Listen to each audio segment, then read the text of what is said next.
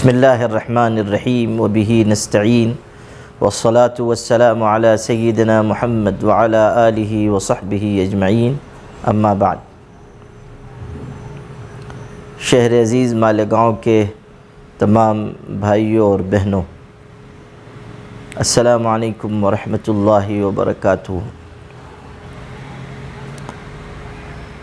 اللہ کا فضل و کرم ہے کہ اس نے ہمارے شہر کو مختلف نعمتوں سے نوازا ہے۔ یہاں بڑی تعداد میں مسلمان آباد ہیں اور ملی شناخت اور دینی شعور کے ساتھ زندگی گزار رہے ہیں۔ ابھی جس اہم معاملے پر آپ حضرات سے گفتگو کرنی ہے اور جس چیز کی طرف آپ کو توجہ دلانی ہے وہ یہ کہ ہمارے شہر میں پچھلے کچھ عرصے سے خودکشی کے واقعات بڑھتے چلے جا رہے ہیں۔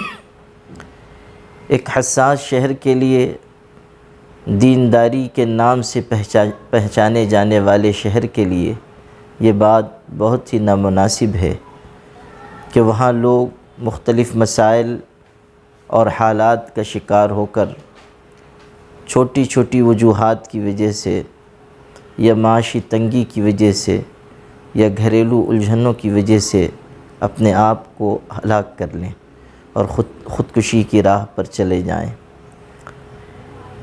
زندگی اللہ تعالیٰ کی بہت بڑی امانت ہے اور یہ نعمت ہے۔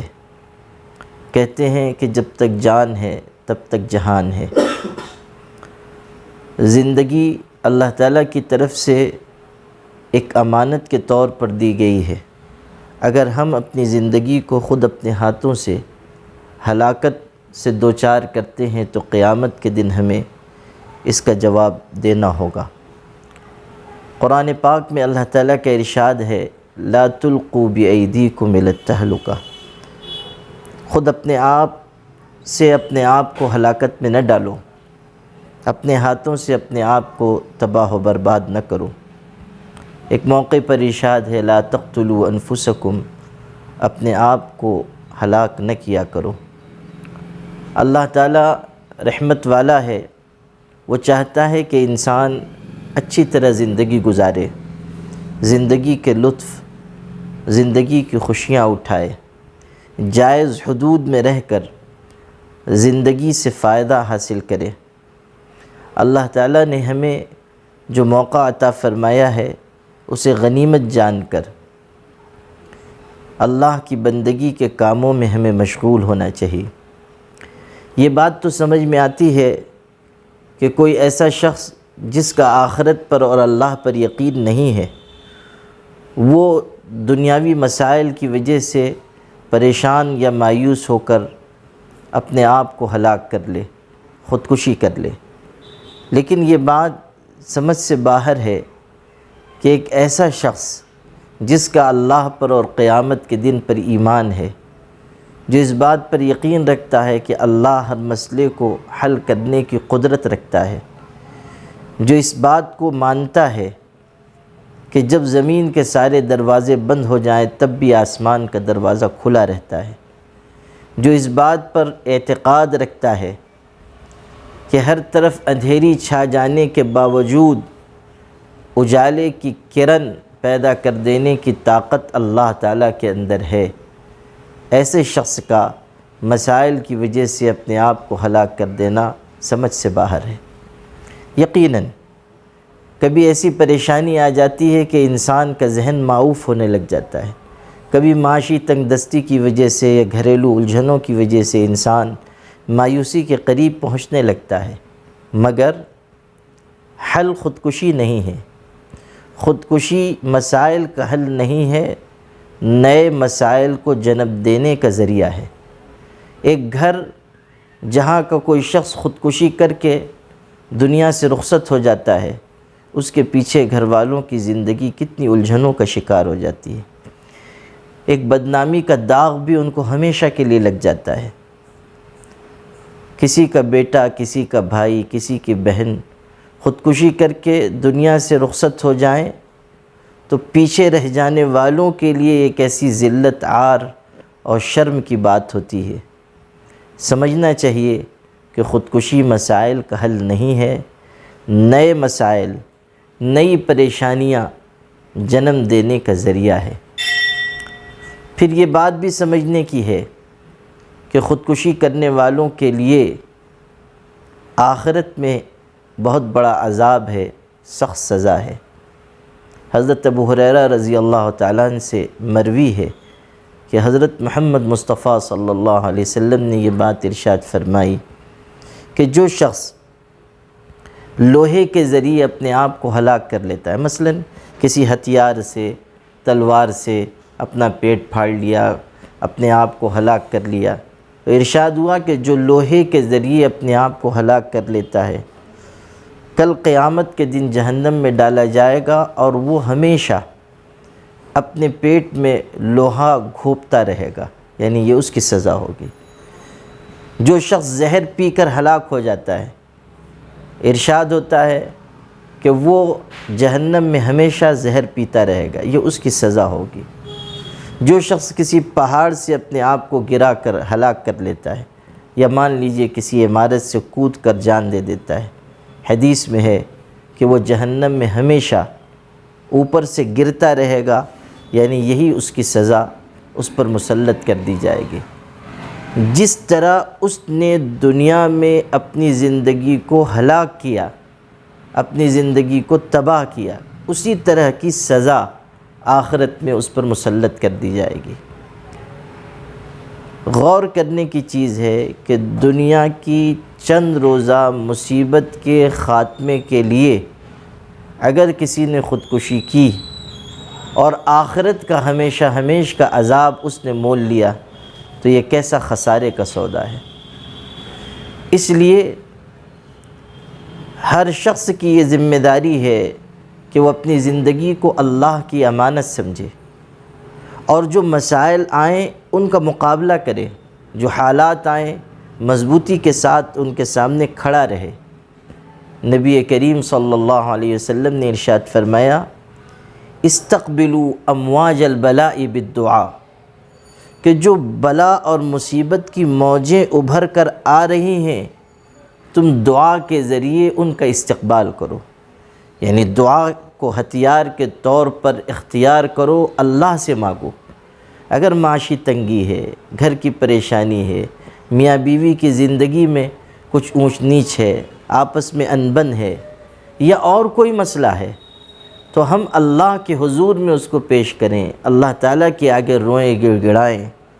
اللہ کا در وہ در ہے کہ جہاں سے انسان کو رحمت ملتی ہے، عافیت نصیب ہوتی ہے۔ جو مانگنے کا سلیقہ ہے، مانگ کر دیکھو، در کریم سے بندے کو کیا نہیں ملتا۔ قرآن میں ایک بہت ہی خوبصورت آیت ہے، ارشاد ہوا، الیس اللہ بکاف عبدہ، کیا اللہ اپنے بندے کے لیے کافی نہیں ہے؟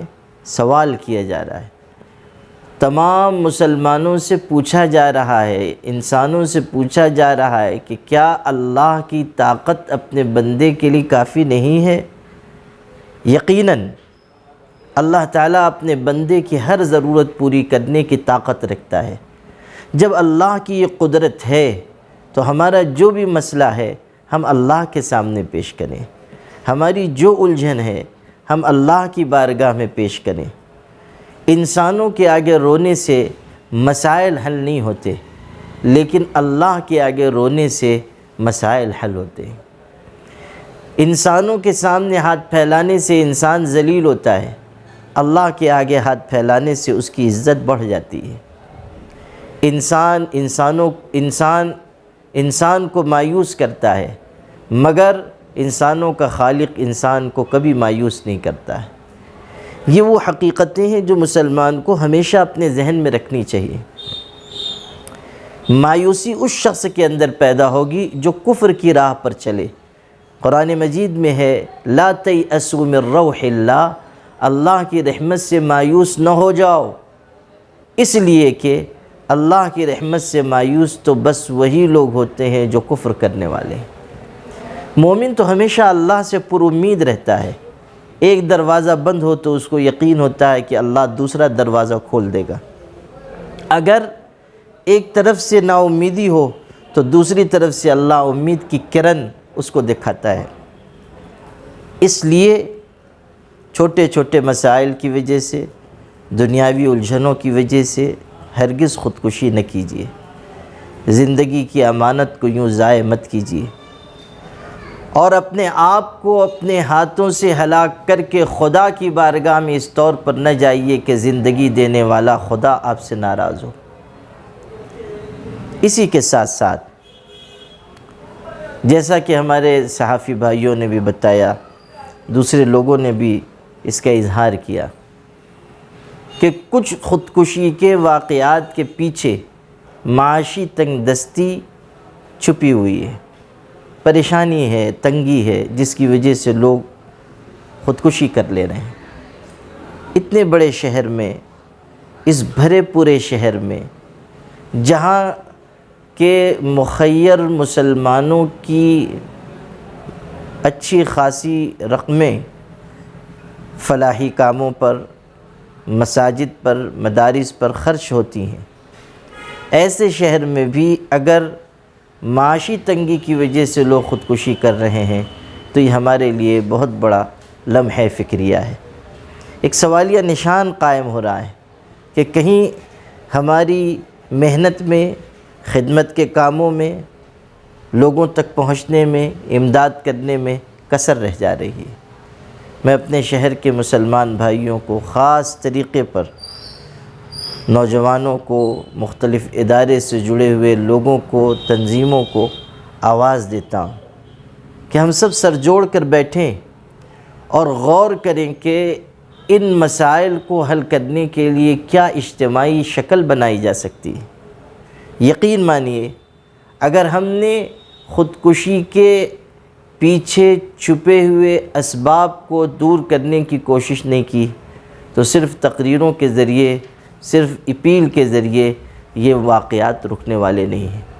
ہمیں تہ میں اترنا ہوگا، شاخوں کے بجائے جڑ پر نظر کرنی ہوگی، اور اگر تنگی کسی کے ہاں ہے اور ہم اپنے وسائل کے ذریعے اسے دور کر سکتے ہیں تو ہمیں ضرور دور کرنا چاہیے۔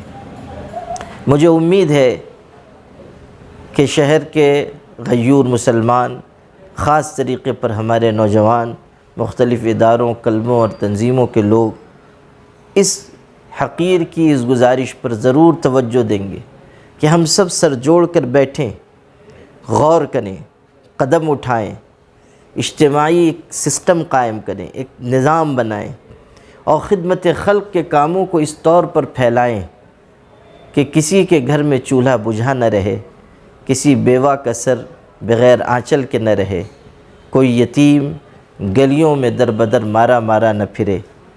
جہاں ہم ہوں وہاں خدمت کے کام مضبوطی کے ساتھ پھیلیں، بڑھیں، اور ہم اللہ کے ہاں سرخرو ہو سکیں۔ درد دل کے واسطے پیدا کیا انسان کو، ورنہ طاعت کے لیے کچھ کم نہ تھے کروبیاں۔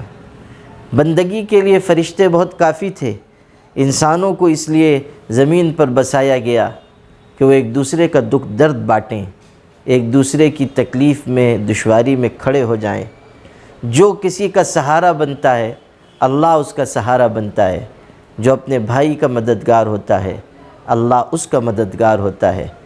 جو دوسروں کو ساتھ لے کر چلتا ہے، اللہ کی نصرت شامل حال ہوتی ہے۔ حیات لے کے چلو، کائنات لے کے چلو، چلو تو سارے زمانے کو ساتھ لے کے چلو۔ وآخر دعوانا الحمدللہ رب العالمین۔